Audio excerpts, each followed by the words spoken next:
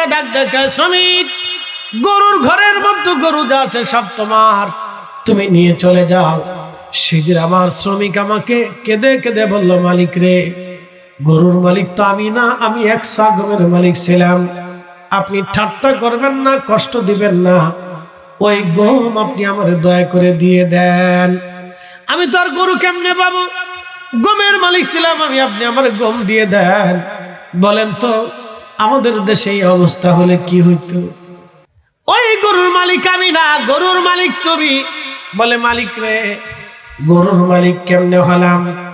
ও আমার আল্লাহর বান্দা, শোনো, তুমি একশো গম পাইতা, ওই গমটা আমি জমিনের মধ্যে বপন করছিলাম, আরো কিছু গম হয়েছিল। আমি গম বিক্রি করে একটা গরু কিনেছিলাম, সেই গরুটা তোমার সেই গরু থেকে আরো গরু হয়েছে।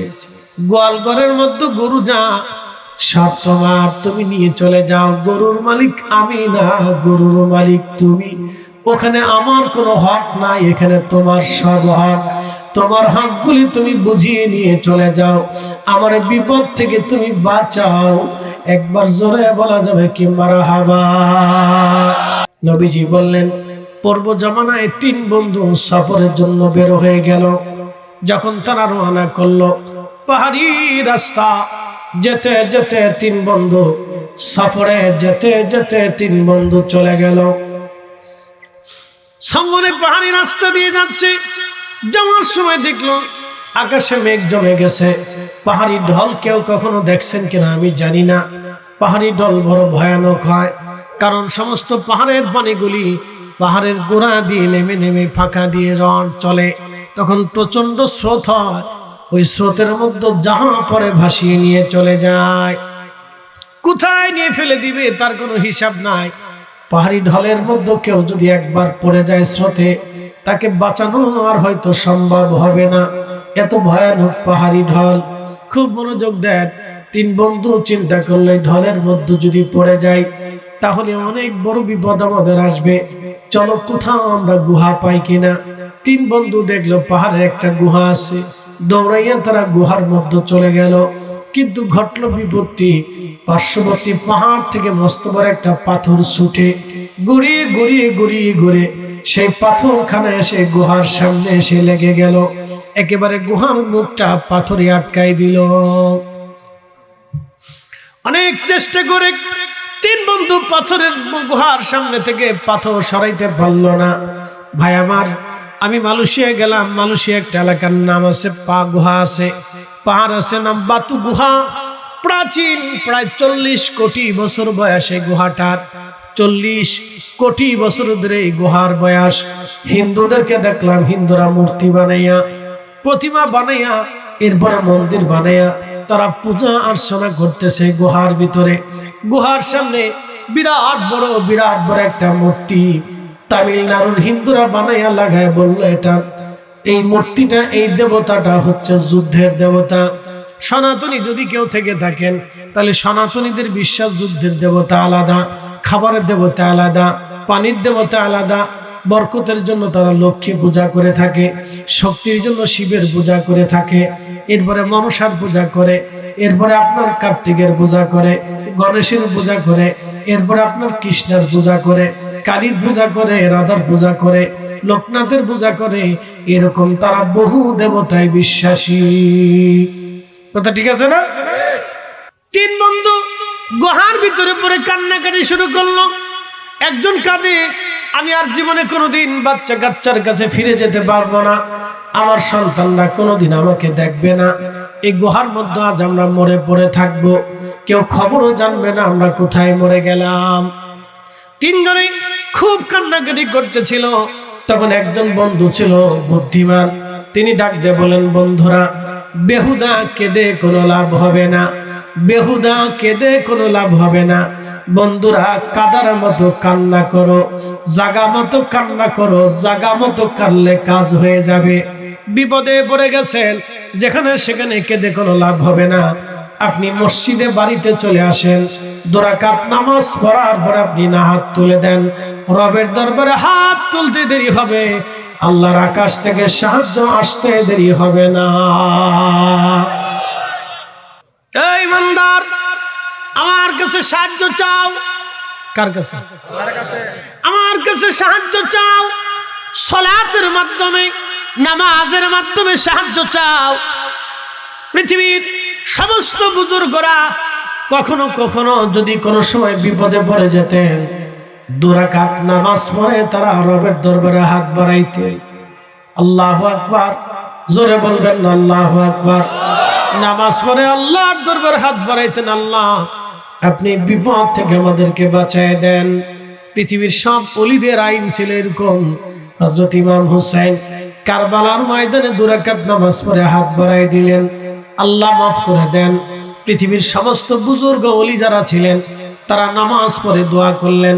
হযরত খুবাইব রাদিয়াল্লাহু আনহু জীবনের শেষ সময় নামাজ পড়ে রবের দরবারে হাত তুলে দোয়া করে বলেন, আল্লাহ কাফেররা আমার শাহাদাতের পরে ওরা আমার দেহটাকে খণ্ড বিখণ্ড করবে, ওরা নিয়ে যাবে আমার দেহটাকে কেটে কেটে টুকরা টুকরা করবে।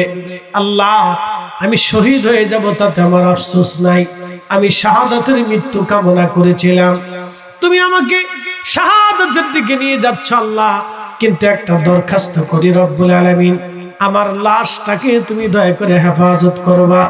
হযরত খুবাইব শহীদ হয়ে যাওয়ার পরে অসংখ্য মৌমাছির দলের এসে হযরত খুবাইবের শরীরের উপরে এসে বসেছিল। কাফেররা তার লাশের কাছে আসতে পারে নাই। একবার জোরে বলা যাবে কি আল্লাহু আকবার।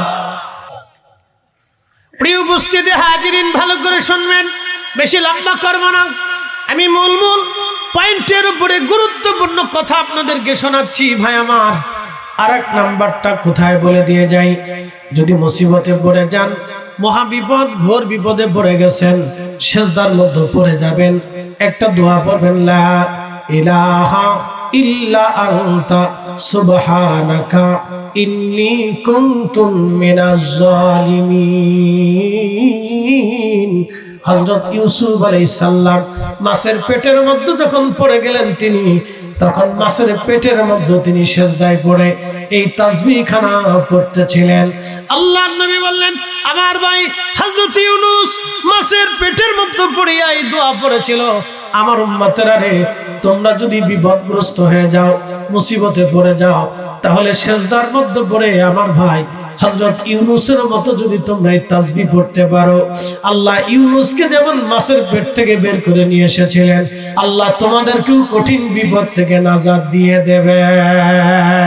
একসাথে বলেন আল্লাহু আকবার।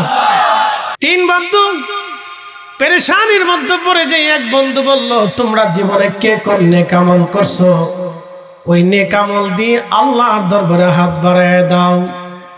3 জনের একজন হাত বাড়ায় দিল, রাব্বি আমার জীবনে কোনো নেক আমল নাই আল্লাহ, আমি জীবনে একটা নেক আমল করেছিলাম, দেখেন আমার জীবনে কোনো নেক আমল নাই আল্লাহ, আমি জীবনে মনে পড়ে না কোনো ভালো কাজ করছি, কিন্তু একটা ভালো কাজ করছি।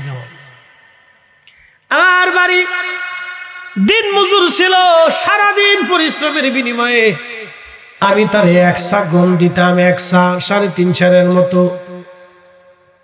1 সা গম আমি তারে দিতাম। আল্লাহ এই 1 সা গম নিয়ে আমার দিন মজুর আমার শ্রমিক বাড়ি চলে যাইতো, আবার পরের দিন কাজের বিনিময়ে দিন শেষে 1 সা গম তারে দিয়ে দিতাম, চলে যাইতো। 3 বন্ধুর একজন হাত বাড়ায় বলেন, আব্বি জীবনে কোনোদিন কোনো নেক আমল করি না আল্লাহ, একটা ভালো কাজ করেছিলাম। দিন মজুর, প্রত্যেক দিন কাজের বিনিময়ে আমি তার 1 সা দিতাম, গম দিয়ে দিতাম, বাড়ি চলে যাইতো। আল্লাহ আল্লাহ একদিন কাজ করে বাড়ি চলে গেল, কিন্তু সে মজুরি নেয় নাই, সে চলে গেল, আর বহুদিন আমার কাছে সে ফিরে আসে নাই। আল্লাহ সে 1 সা গম আমি জমিনের মধ্যে বপন করেছিলাম, সেই গম থেকে আরো গম হলো, সে গম থেকে গম হলো। ওই গমগুলি আমি মারাই করে বাজারে বিক্রি করে একটা গাভী কিনেছিলাম। আল্লাহ সে গাভী থেকে বাচ্চা হলো, সেই বাচ্চা থেকে আরো গাভী হলো, গরু হলো। রব্বুল আলামিন আমার দিন মজুর বহু বছর পরে আমার কাছে এসে বলল, মালিক আমি 1 সা গম পাইতাম, কাজের বিনিময়ে না নিয়ে আমি চলে গিয়েছিলাম, গরিব মানুষ আমি, আপনি আমাকে 1 সা গম দয়া করে ফিরিয়ে দেন। আমি সেই দিন বলেছিলাম, আমার দিন মজুর, আমার শ্রমিক, আমার কর্মচারী, তুমি এক সাক গম না নিয়ে চলে গিয়েছিলা, যাও ওই গরুর ঘরের মধ্যে যত গরু আছে সব তোমার, তুমি নিয়ে চলে যাও। আসতে হবে না, জোরে বলেন।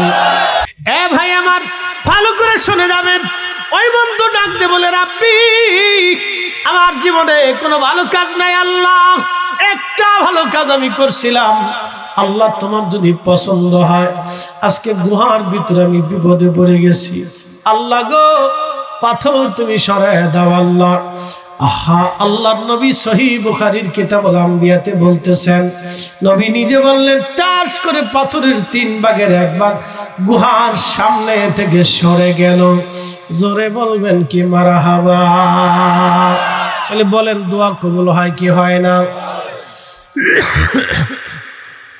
আর এক বন্ধু হাত বাড়াইছে, ওই বন্ধু হাত বাড়ায় বলে, রাব্বি আমার জীবনে কোনো নেক আমল নাই, আল্লাহ মনে পড়ে না এমন কোনো ভালো আমল করেছি, কিন্তু রব্বুল আলামিন একটা নেক আমল আমি করেছিলাম আল্লাহ।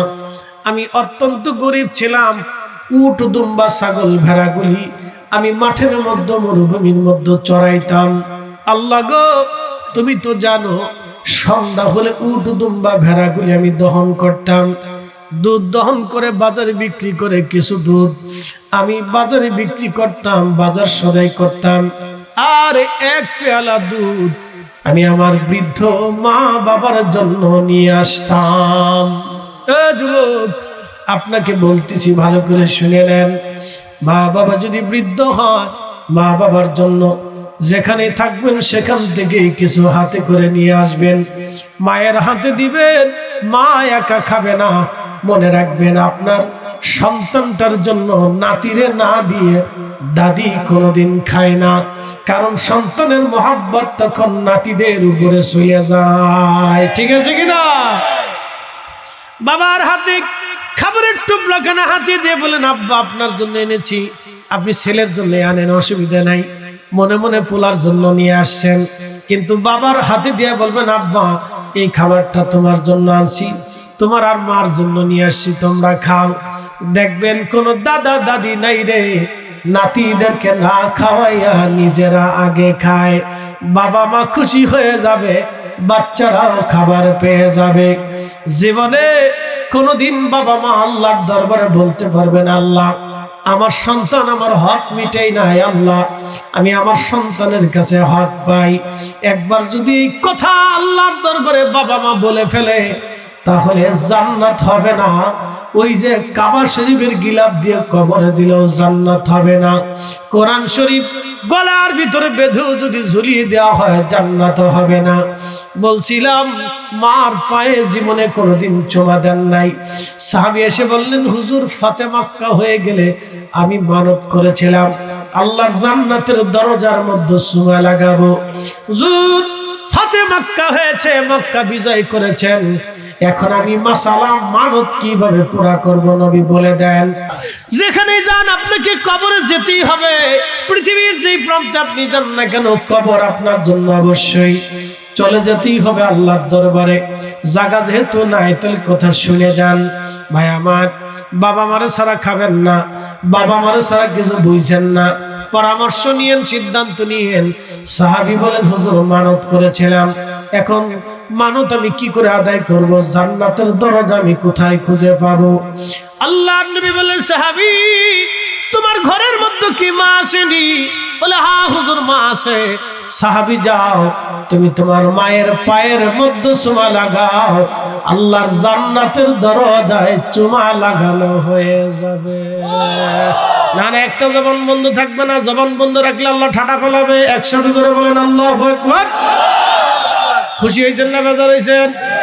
চুমা দেবেন কি দেবেন না? এই শুনে যাবেন হাজিরিন, ভাই আমার, আল্লাহু আকবার। নবীজি ডাক দিয়ে বললেন, ওই আল্লাহর বান্দা কাদের? বলে, রাব্বি আমার একজন বৃদ্ধ মা ছিল, বাবা ছিল, আল্লাহ ওই মা বাবারে দুধ না খাওয়াইয়া আমি আমার সন্তানদেরকে খাওয়াইতাম না। আল্লাহ সন্ধ্যাবেলা সারাদিন উট দুম্বা ছাগল মরুভূমিতে চড়াইতাম, যারা মরুভূমিতে উট দুম্বা চড়ায়, সৌদি আরবে বাঙালি যারা কাজে যাদেরকে জিজ্ঞেস করেন কত আরামের কাজ। আমি কিছু দুধ বাজারে বিক্রি করে বাজার সদে আনতাম, আর এক পেয়ালা দুধ আমি আমার বৃদ্ধ মা বাবার জন্য নিয়ে আসতাম। রব্বুল আলামিন প্রত্যেক দিন মাকে খাওয়াইতাম, বাবাকে খাওয়াইতাম, তারপরে সন্তানদেরকে খাওয়াইতাম। বাবা মারে না খাওয়াইয়া সন্তানদেরকে আমি খাওয়াইতাম না। আল্লাহ আল্লাহ, একদিন আমি ফিরে আসলাম, কিন্তু আসতে আমার দেরি হয়ে গেল, রাত হয়ে গেল। রব্বুল আলামিন রাত্রে এসে দেখি মা বিছনার ভিতরে, বাবা বিছনাতে ঘুমিয়ে পড়ে গেছে। আমি দুধ নিয়ে আসছি, বাজার আনতে দেরি হয়েছে, বাচ্চারা ক্ষুধায় কান্না করতেছে। আমার বাচ্চারা দুধের জন্য আমার কাছে কান্নাকাটি করলো। আল্লাহ, আমি বাচ্চার মায়া করি নাই, কারণ আমি আমার মা আর বাবারে না খাওয়াইয়া আমি আজকে সন্তানদেরকে খাওয়াবো না। কিন্তু মা বাবা ঘুমিয়ে পড়েছে। আল্লাহ, এখন যদি আমি ডাকি তাদের ঘুমে কষ্ট হয়ে যাবে। একবার জোরে বলা যাবে কি আল্লাহু আকবার। ইম্মা ইয়াবলুগান্না ইনদাকাল কিবারা আহাদুহুমা আও কিলাহুমা ফালা তাকুল লাহুমা উফ। আল্লাহ বললেন, যদি তোমার বাবা মা বৃদ্ধ হয়ে যায়, দুজন অথবা একজন, বৃদ্ধকালে যদি তুমি তারে পাও, তোমার ব্যবহারে, তোমার আচরণে, তোমার কথাবার্তায়, তোমার কাজে কর্মে, তোমার ব্যবহারে, তোমার আচরণে, তোমার কথাবার্তায়, তোমার কাজে কর্মে তোমার বাবা মা যেন উহু শব্দটা পর্যন্ত করে না বসে। ওয়ালা তানহারহুমা, তাদেরকে কখনো রূঢ় ভাষা দিয়ে ধমক দেবা না। আমাদের বাংলাদেশে 100% ছেলে মেয়ের ভিতরে 50% ছেলে মেয়েরা বাবা মাকে ধমক দেয়, গালি দেয়। কি কথা কর না কেন, বাবা মাকে ধমক দেয়, গালি দেয়। আল্লাহ বললেন, ওয়ালা তানহারহুমা, তুমি তাদের সাথে ধমকের সুরে কথা বলবে না। ওয়াকুল লাহুমা কাওলান কারীমা, তুমি যখন কথা বলবা নরম নরম ভাষা দিয়ে, নরম নরম শব্দমালা দিয়ে কথা বলবা। বিনয়ে বিনয়ে বিনয়ে বিনয়ে কথা বলবা, বিনয়ে বিনয়ে বিনয়ে কথা বলবা। আল্লাহ রাব্বুল আলামিন বললেন, এইখানে কি শেষ বান্দা? আখফিজ লাহুমা জানাহাযুল্লি মিনার রাহমা। আমার রব বললেন, তোমার যত দয়া আছে, যত মায়া আছে, যত ভালোবাসা আছে, সব তুমি তোমার বাবা মার জন্য বিছায় দাও। এইখানে আল্লাহ শেষ করলেন না। আমি আগে বলেছিলাম কেন দোয়া করবেন, এখন শুনে যান। আল্লাহ জবাব দিলেন, ওয়াকুর রাব্বিরহামহুমা কামা রাব্বায়ানি সগীরা। বাবা মা যদি মারা যায় হক শেষ হয় না, বাবা মা যদি মরে যায় হক শেষ হয় না। তুমি ভাবছো বাবা মা মরে গেছে আর আমার হক শেষ। না না না, সন্তান যতদিন জিন্দা থাকবে ততদিন দোয়া করতে হবে, রাব্বিরহামহুমা কামা রাব্বায়ানি সগীরা। আল্লাহ, আমার আব্বা আম্মা ছোট্টকালে রব্বায়ানি সগীরা, একবারে ছোট্টকালে আমাকে যেইভাবে লালন পালন করছে, আমি পায়খানা করে দিয়েছি, সবার নাকের মধ্যে কাপড় চলে গেল, মায়ের নাকের মধ্যে কাপড় যায় নাই। আমারে পরিষ্কার করাইয়া মা কোলের মধ্যে নিয়ে আমারে চুমা লাগাইছে। আল্লাহ আল্লাহ, আমি বাবা আমারে কাঁধে করে নিয়ে ঘুরে বেড়াইছি। রব্বুল আলামিন, আমি কেঁদে দিয়েছি, তাড়াতাড়ি আমাকে খুশি করার জন্য বাবা আমাকে হাসাইতো। বাবা নিজে না খায়া বাজার থেকে খাবার আমার জন্য কিনে নিয়ে আসতো। রব্বুল আলামিন, আমার মা রাত্রিবেলা আমাকে রাতের কোলের মধ্যে নিয়ে ঘুমাইতো। আল্লাহ, আমি লাড়াচাড়া দেওয়ার সাথে সাথে মার ঘুম ভেঙে যেত। তার মানে কি জানেননি, মা অর্ধেক ঘুমায়, অর্ধেক চেয়ে থাকে সন্তানটা কি ব্যথা পাইল কিনা। কি কথা কন না কেন? আল্লাহ, আমার আব্বা আম্মা ছোট্টকালে যেইভাবে আমাকে লালন পালন করেছে, তুমি ওইভাবে আমার আব্বা আম্মাকে জান্নাতে লালন পালন করো। একবার জোরে বলা যাবে কি আল্লাহু আকবার। তাহলে বলেন দোয়া কে শিখাইলো আমাদেরকে? না না হয় না, জোরে বলেন। তাহলে দোয়া যারা মানে না তারা বাবা মার জন্য দোয়া করে কোন সময়? যারা দোয়া মানে না তারা মূলত বাবা মার হক আদায় করে না। ওই কথা জোরে বলেন। যারা দোয়া মানে না তারা মূলত বাবা মার হক আদায় করে না। বাবা মা মরার পরে যারা দোয়া করে না তারা নাফরমান সন্তান। আসতে বলবেন না, জোরে বলেন। তাহলে এই সন্তান দুনিয়াতে রেখে যাওয়ার চাইতে কুত্তা বলা ভালো। খলিফাতুল মুসলিমিনের কাছে চিঠি লিখলেন। পাদ্রী চিঠি লিখে বললেন, ইয়া আমিরুল মুমিনিন, আমার সমরখান থেকে আমি বলতেছি আপনার সেনাপতি সমরখান দখল করে নিয়েছে, কিন্তু ইসলামের 3 নীতির একটা নীতিও সে মানে নাই। ইসলামের নীতি বহির্ভূত অতর্কিতভাবে আমরা হামলা করে আমাদের জমিন আপনার সেনাবাহিনী দখল করে নিয়েছে। মুসলমান হিসেবে আমরা জানি আপনারা ন্যায় বিচার করে থাকেন। মুসলমানরা কি বিচার করে? আরো জোরে বলেন। না হয় না, আরো জোরে বলেন। আমাদের গ্রামে 64,000 গ্রামের কয় গ্রামে কয়টা ন্যায় বিচার হয়? জোরে বলেন। আরো জোরে। জোর হয় না কেন? জোরসে বলেন।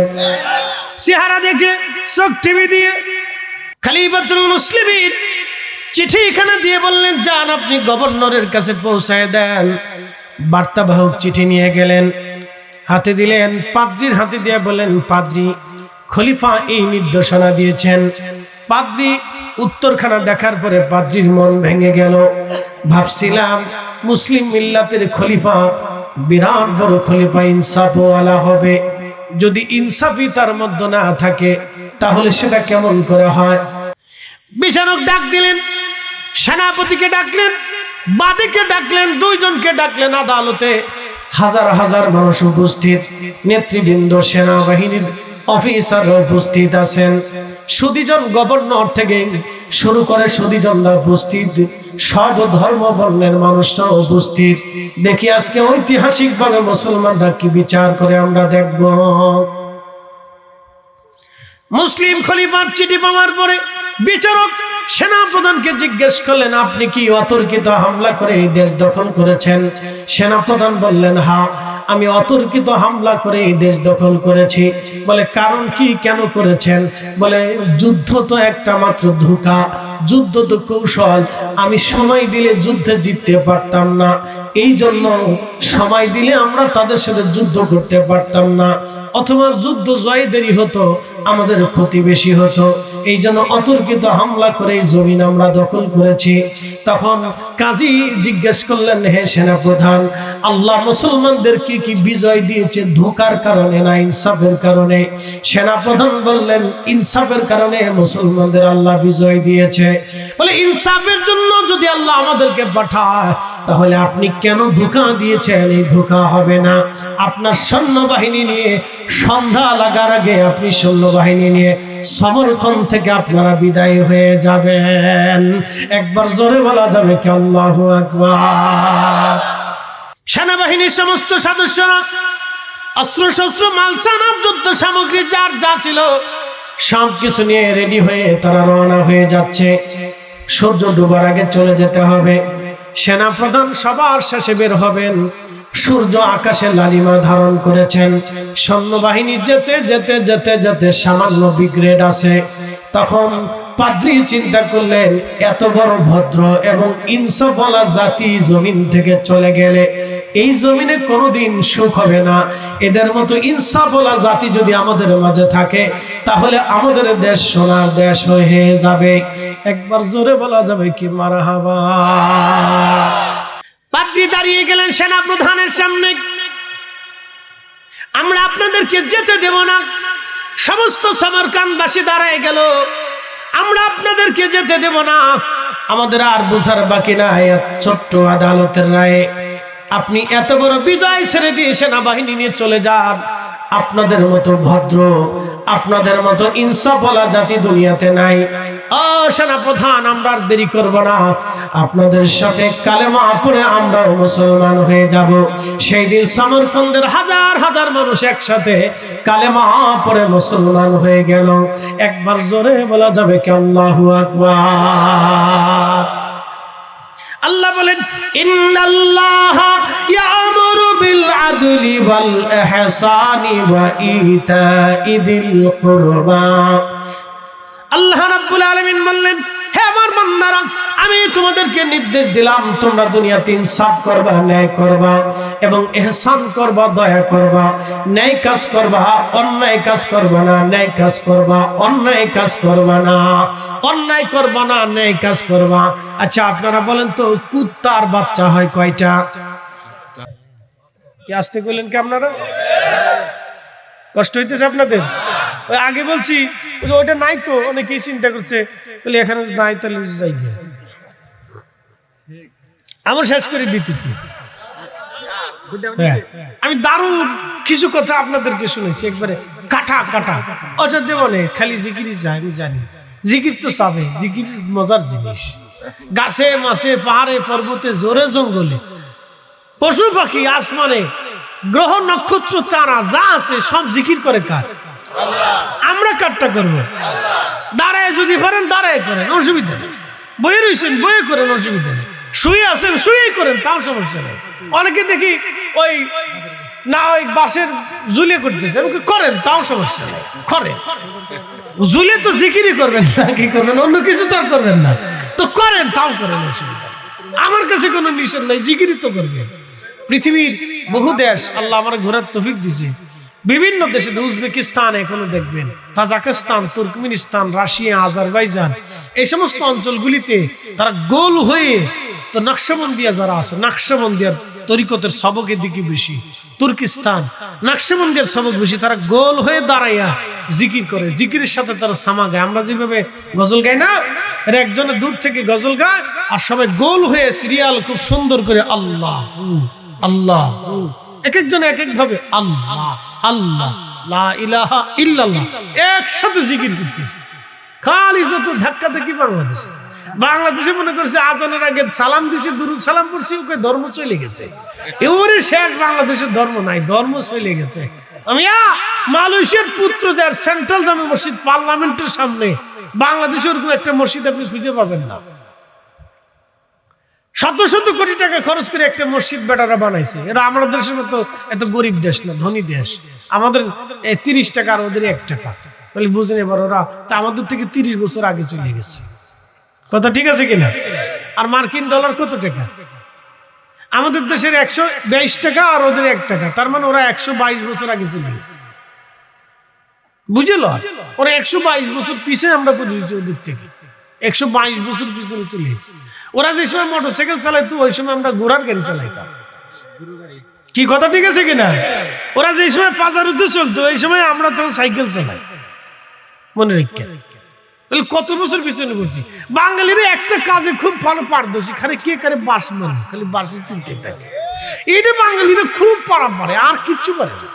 আর আমরা দেশের মেয়েরা ঘোড়ার ডিম স্কুল কলেজে পড়ে, ও কিচ্ছু নেই। এখন যেটা আছে খালি টিকটক বানায়, আর কিচ্ছু পারে না। সিডিগুলি বেডিগুলি আর কিচ্ছু পারে না, খালি টিকটক বানাবো, কেমনে নাচবো, কেমনে টিকটক বলবো, তাই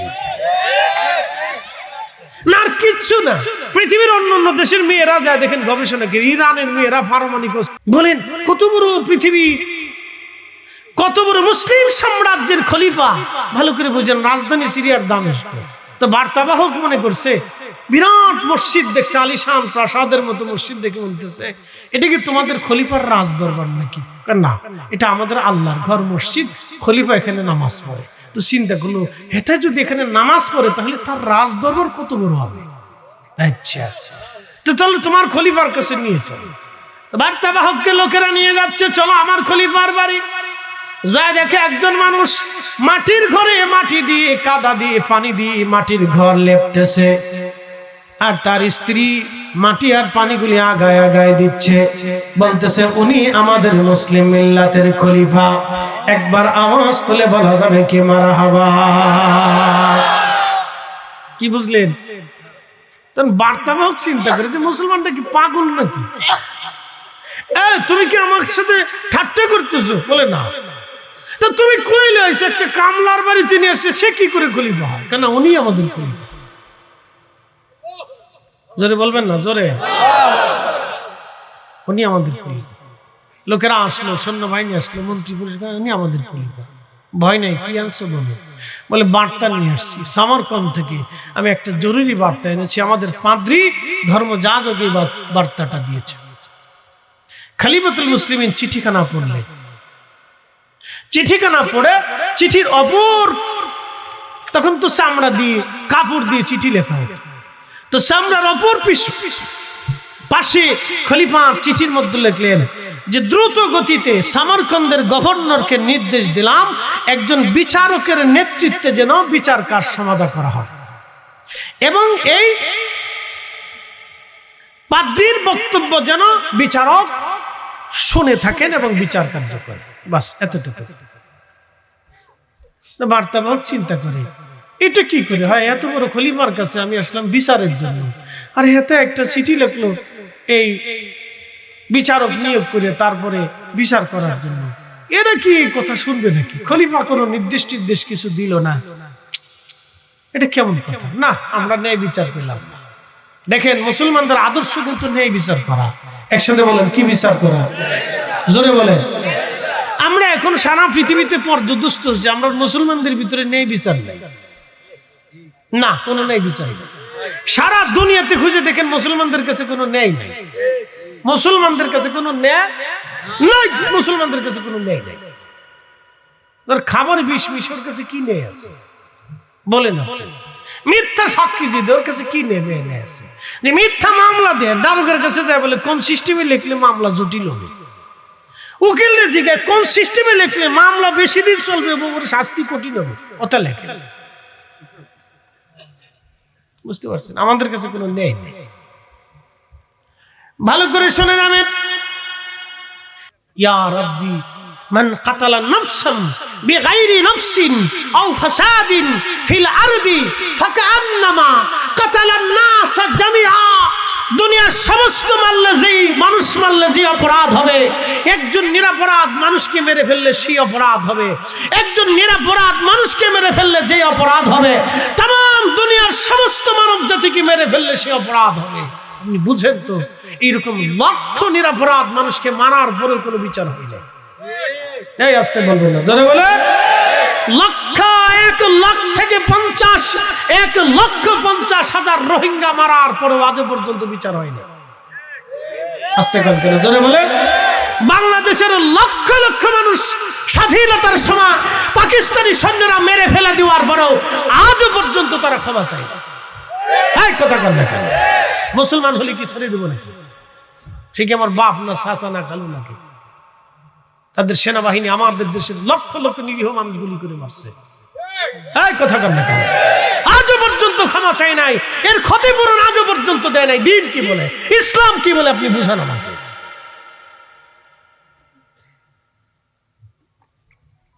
তাদের উচিত ছিল ক্ষমা চাওয়া, যে আমাদের ভুল হয়েছে, আপনাদের ক্ষতিপূরণ আমরা দিয়ে দিব।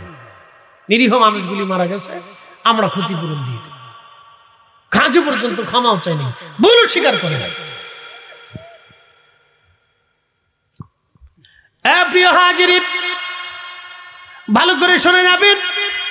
খলিফাতুল মুসলিমানের চিঠি পাওয়ার পরে সেই দিন বার্তাবাহক চিন্তা করলো, হায় হায়, ন্যায় বিচার বুঝি পেলাম না। আপনারা ইটালি যান কে? কে বাংলাদেশের টাকা নাই? বাংলাদেশের টাকা নাই। বাংলাদেশে যদি টাকা না থাকলো তাহলে এক একজনে এই 1 লক্ষ কোটি টাকার মালিক কি ব্যবহার? 50,000 কোটি টাকার মালিক, 80,000 কোটি টাকার মালিক, 70,000 কোটি টাকার মালিক, 2 লক্ষ কোটি টাকার মালিক, 2 লক্ষ কোটি। তারা যদি সারা জীবনও ওই টাকা দিয়ে কবর দেওয়া হয় তো কবর শেষ হয়ে যাবে, তো টাকা শেষ হবে। একজনের হাতে এত 100,000 কোটি টাকার মালিক, বাকিরা কি আঙ্গুল চুষবে? আপনি বুঝে যান, বাকিরা কি আঙ্গুল চুষবে? না খেয়ে মরবে, ভিক্ষা করবে। এর অর্থ হচ্ছে আমাদের দেশের দুর্নীতির কারণে আমাদের অর্থ ব্যবস্থা একবারে সাম্যের ভিতরে নাই। আমাদের অর্থ ব্যবস্থা পুঁজিবাদের ভিতরে পঞ্চীভূত হয়ে গেছে। কথা কন না কেন? শুধু দুর্নীতির কারণে। মুসলমানের আদালত দেখেন, পাদ্রী চিন্তা করতেছে এই জাতিকে যদি আমাদের জমিন থেকে তাড়ায় দেই তাহলে আমরা আর এত বড় ইনসাফ ওয়ালা জাতি পাবো না। তাহলে মুসলমানদের বিজয় শুধু তলোয়ারে হয়েছিল না, ইনসাফে হয়েছে, ইনসাফে হয়েছিল। মুসলমানদের শুধু তলোয়ারের বিচারে বিজয় হয় নাই, তো ইনসাফে হয়েছিল, ইনসাফে হয়েছিল। আপনি বুঝে যান। 7টা 8টা 9টা 10টা 6টা কথা ঠিক আছে না? অনেক বাচ্চা। জীবনে কোনোদিন দেখছেন কোন কুত্তা বাচ্চা রেখে পালাই চলে গেছে? ওই বাচ্চাগুলি সাবালক না হওয়া পর্যন্ত, অর্থাৎ দুধ না সারা পর্যন্ত কোন বাচ্চা, কুকুরের মা মানে কুকুরের বাচ্চার মা, কোনদিনও দেখেছেন মা কুকুর বাচ্চা রেখে পালিয়ে চলে গেছে? কোনদিন দেখেছেন গরু গাভী তার বাচ্চা রেখে পালিয়ে চলে গেছে? কোনদিন দেখেছেন কোন পাখি তার বাচ্চা রেখে পালিয়ে চলে গেছে? তো পাখি তো তার বাচ্চা রেখে পালাইলো না, তো মানুষের ভিতরে কিছু নারী আছে বাচ্চা রেখে অন্য পুরুষের হাত ধরে পালিয়ে চলে যায়। বুঝেন, মানুষ আছে নি দেশে?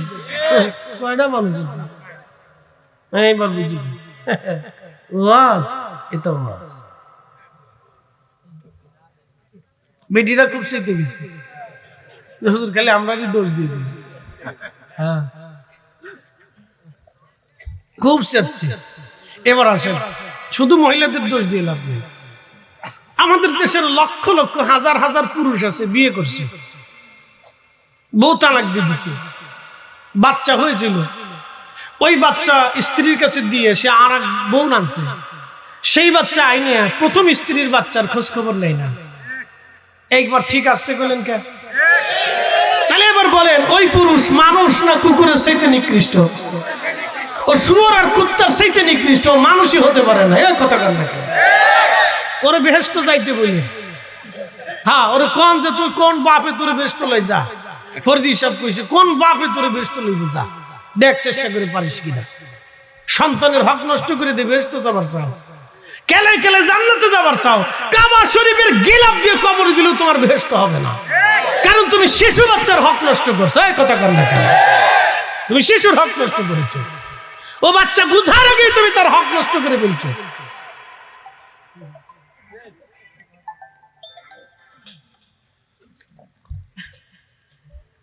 ওয়াজ যে কি করবো আমি মাঝে মধ্যে চিন্তা করে পাইনি, যে কোনটা ওয়াজ করলে আপনারা বুঝবেন না। কষ্ট হইতেছে আপনাদের, রাগ করে ফেলছেন আপনারা। এটা হকের কথা, এগুলো শুনতে হবে, জানতে হবে, বুঝতে হবে। কথা ঠিক আছে কিনা? আমরা আল্লাহর কাছে যাব না? যাবেন না? কে কে হাতে চাকরি?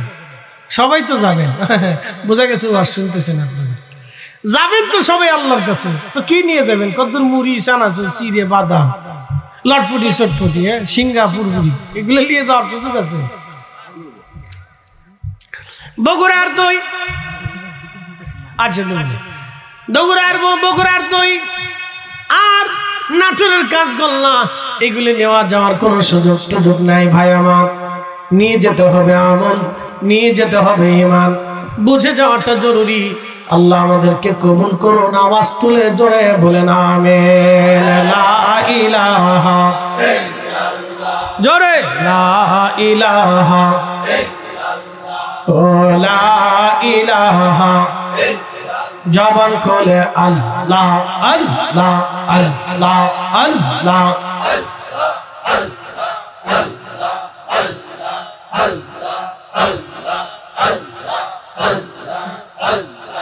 আল্লাহ তোমার লীলা খেলা কেউ বোঝে কেউ বোঝে না। আল্লাহ তোমার লীলা খেলা কেউ বোঝে কেউ বোঝে না। কাউকে রাখো গাছ তহলা,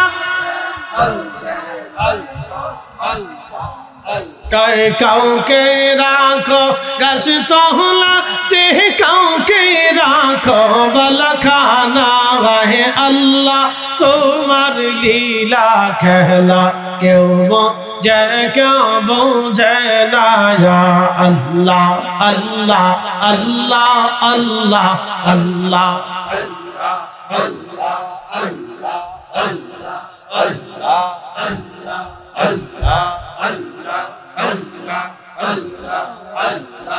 ইব্রাহিম তোমার নবী ছিল নমরুদের আগুনে ফেললো ইব্রাহিম তোমার নবী ছিল নমরুদের আগুনে ফেললো আগুন হইল ফুলবা গিসা পাশন কেনে পড়লো না আল্লাহ আগুন হইল ফুলবা গিসা পাশন কেনে পড়লো না আল্লাহ তোমার লীলা খেলা কেউ বোঝে না আল্লাহ আল্লাহ আল্লাহ আল্লাহ আল্লাহ আল্লাহ আল্লাহ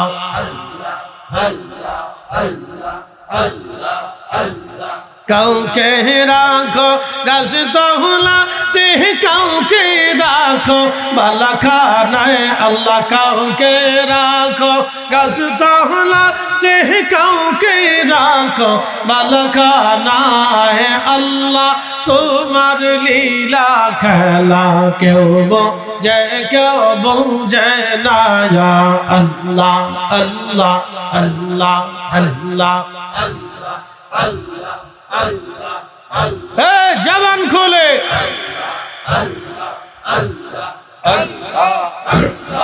ইউনুস তোমার নবী ছিল মাসে তারে গিলে ফেললো ইউনুস তোমার নবী ছিল মাসে তারে গিলে ফেললো মাসের পেটে রইলেন ইউনুস হজম করে হইল না মাসের পেটে রইলেন ইউনুস হজম করে হইল না আল্লাহ তোমার লীলা খেলা কেউ বুঝে না আল্লাহ আল্লাহ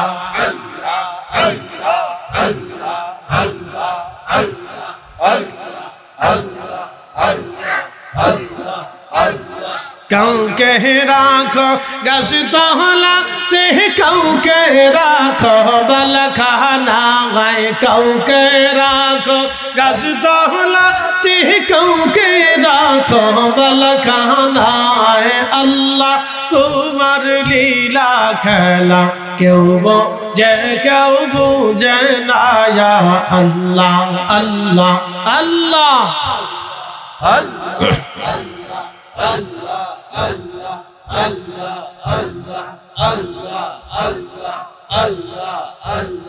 মূসা তোমার নবী ছিল তোর পাহাড়ে সবল করলো মূসা তোমার নবী ছিল তোর পাহাড়ে সবল করলো পাহাড় পইরা সুরমা হইল মূসা কেনে পড়লো না আল্লাহ পাহাড় পইরা সুরমা হইল মূসা কেনে পড়লো না আল্লাহ তোমার লীলা খেলা কেউ বোঝে না আল্লাহ আল্লাহ আল্লাহ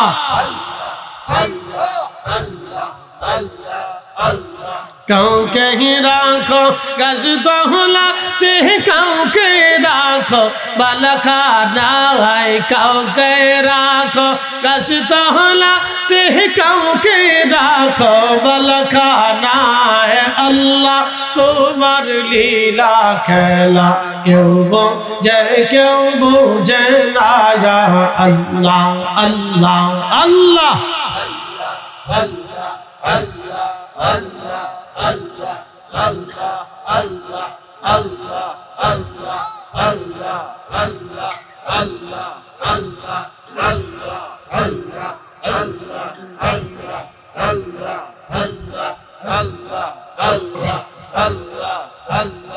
লা ইলাহা ইল্লাল্লাহু মুহাম্মাদুর রাসূলুল্লাহ সাল্লাল্লাহু আলাইহি ওয়াসাল্লাম। আগে এরকম কর্মচারী ছিল না, এখনো তো কথা কর না কেন, এখনো ভালো করে বুঝেন, এখনো বিদেশে যারা গেছেন নগদ নগদ অর্থ গরম গরম টাকা কামাই করলে, ব্যবসা যারা করেন, ধনী যারা আছেন, আমরার মতো যারা আছেন, তারাই দুঃখটা বুঝে না। কিন্তু যে সারাদিন পরিশ্রম করার পরে 500 টাকা রুজি করে, সে জানে বাজার কি জিনিস। হঠাৎ করে যখন এদেশের পণ্য দ্রব্যের দাম বাড়ে, এই যে হঠাৎ এখন পেঁয়াজের দাম বাড়ছে নাকি, স্বরাষ্ট্র উপদেষ্টা বলতেছে আমি কমাই সারতে পারতেছি না, সিন্ডিকেট ওয়ালারা এই কাজ করতেছে। আচ্ছা, বাংলাদেশের সিন্ডিকেট করে কয়জন? 10,000, 5,000, 2,000, আমার মনে হয় 1,000-এর বেশি না। তো 1,000 লোকরে ধরে বাটাম চালানতে দিলি তো সোজা হয়ে যায়। 18 কোটি মানুষ পেয়েছে, যাই কথা কর না, বেশি লাগে নাকি? ব্রাহ্মণবাড়িয়ার মানুষের কাছে সাইডে দিলি হবে।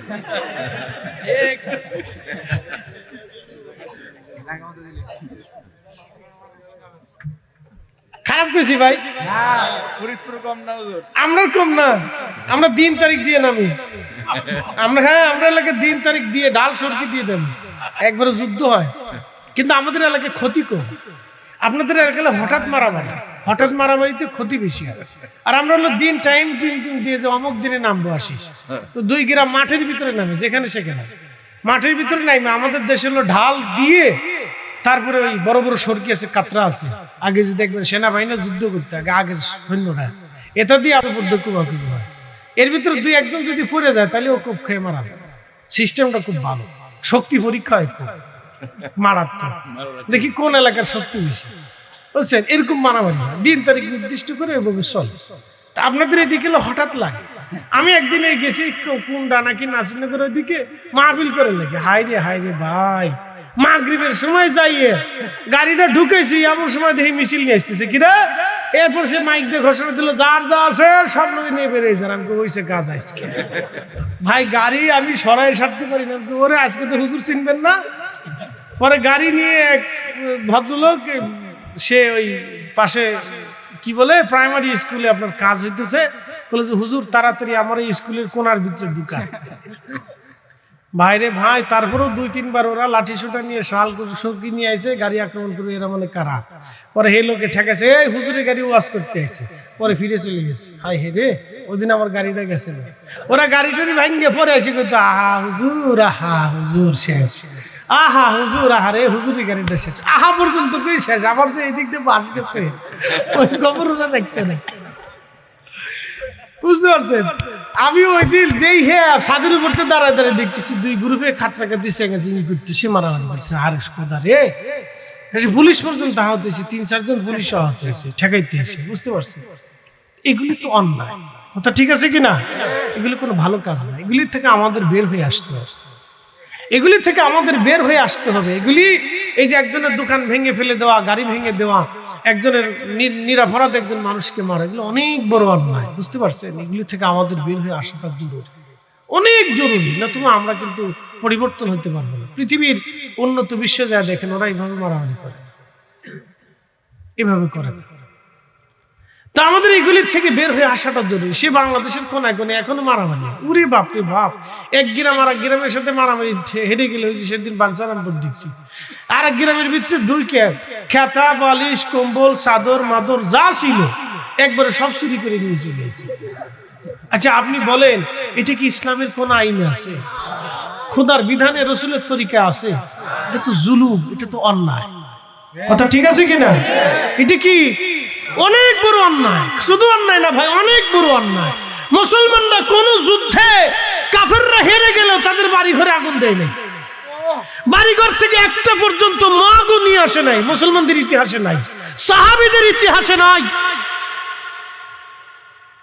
যুদ্ধ করার আগে নবী বলতেন, কোন জনপদে যদি আল্লাহ তোমাদেরকে অধিকার দেয় তাহলে তোমরা সেখানে ইনসাফ প্রতিষ্ঠিত করবা। সাবধান, কোন মহিলার গায়ে হাত দিবা না, কোন বাচ্চার গায়ে হাত দিবা না, কোন বৃদ্ধের গায়ে হাত দিবা না, ফসল কাটবা না, গাছ কাটবা না, বাড়িতে আগুন দিবা না, পশু পাখি হত্যা করবা না, কারো বাড়ি ঘর থেকে সম্পদ লুণ্ঠন করে আনবা না। আহা, মুসলমানদের সেই নীতি কত চমৎকার ছিল।